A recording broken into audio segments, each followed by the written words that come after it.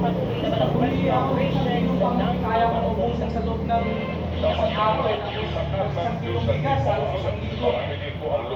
Tapos ang presyo sa kamote ngayon, ang mga residente po hindi 80 hanggang 120, depende sa parang dating. Kapag kami yung bagong dating, mahal. Tapos pagkalipas ng Kasi bubog siya. Samantala, kinilala naman ng para po matanda. tulog siya.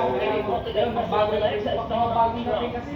US Vice President Kamala Harris ang nalalusyon niya Pero kailangan ano yun, yung sa Harris with Trump ang naglaban ng November 4 election. Mga araw. January 20, Isang araw lang sa kamote. ang inaugulasyon. Kasi iba yung minsan, pagka nakabili ka ng isang kilo, nakakapat hanggang 5 piraso lang eh. Di kami Tapos ang tayo ko, Ikaw, kaso lang. Isang piraso. si Donald,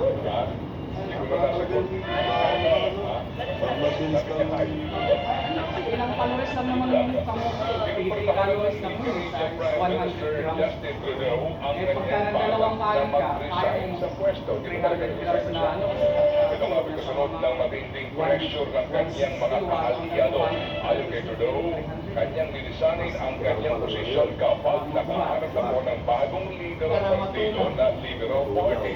Nakatagdaman namang magkaroon ng pulong ang partido ngayong linggong ito para po sa proseso ng pagpili ng papalit na punong